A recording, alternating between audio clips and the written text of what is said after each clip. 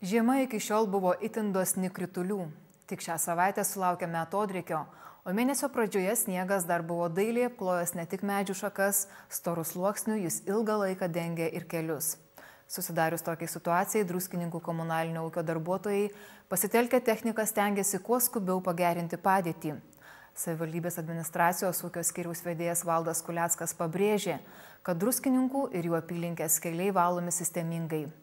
Nuolatos rūpinimasi, kad pagrindiniai ir šalutiniai keliai būtų pravažiuojami. Prisimenat, eilę metų iš eilės vis laukiam baltų kalėdų, laukiam baltų naujų metų, tai pagaliau sulaukėm. Ir šiemet tikrai sniego užtektinai daug, bet vis dėlto aš norėčiau gal trumpai akcentuoti, kad aš manau, kad vis dėlto situacija su sniego valymu savivaldybėje yra valdoma. Apie tai, kad situacija valdoma, liudija ir priešgaisrinės apsaugos ir gelbėjimo departamento skelbiamos paros įvykių suvestinės.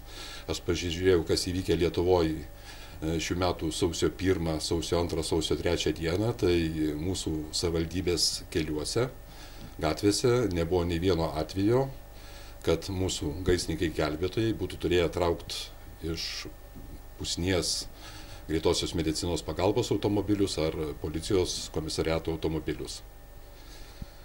Gal tą progą dar turbūt televizijos žiūrovams bus įdomu, norėčiau priminti, kaip tokiais atvejais, kaip valomos gatvės, koks eiliškumas ir visa kita, kad visiems viskas būtų šio klausimo aišku. Tai pirmiausia apie miestą. Pirmiausia yra pasnigus išvalomos tos gatvės, pagrindinės miesto gatvės ir gatvės, kuriomis važiuoja maršrutiniai autobusai. Toliau valomos šalutinės gatvės, o dar vėliau valomi yra daugiabučių gyvenamųjų namų, įvažiavimai prie daugiabučių gyvenamųjų namų ir automobilių stovėjimo aikštelės. Kaimiškose teritorijose irgi labai panašiai valoma pirmiausia tie keliai, kuriais važiuoja priemiestiniai autobusai, tie keliai, kuriais važiuoja mokykliniai geltoni autobusiukai, kurie veža moksleivius į mokyklas, o vėliau valomi visi kiti keliai. Aišku, kad jau pačioj pabaigoj keliai į pavienės sodybas, vienkiemius ir panašiai. Iš karto galėčiau atvirai pasakyti, kad problemos vis dėlto yra mieste, ypač su įvažiavimu prie daugiabučių gyvenamųjų namų ir automobilių stovėjimo aikštelių prie šių namų išvalymų. Pagrindinė problema tai yra palikti stovintys lengvieji automobiliai, matosi aiškiai nejudinti kelias savaitės arba pastatyti labai netvarkingai, bet nežiūrint viso to, stengiamės padaryti ką įmanoma ir išvalyti ir įvažiavimus prie daugiabučių, ir aikštelės prie šių daugiabučių. Ta pačia proga labai norėčiau paraginti irgi daugiabučių namų gyventojus, vairuotojus.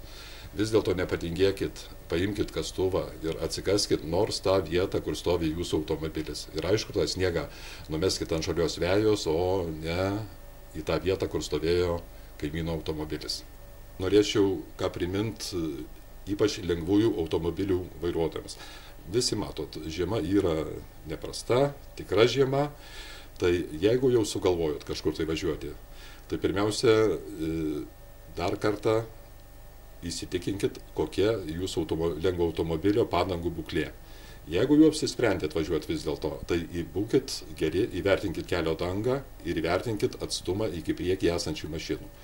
Labai prašau pėsčiųjų, esant tokiom sąlygom, kad ir pėsčiųjų perėjoje nežengt iš karto, neskubėt, nežengti pėsčiųjų perėją prieš atvažiuojančią mašiną. Netaip lengva sustabdyti.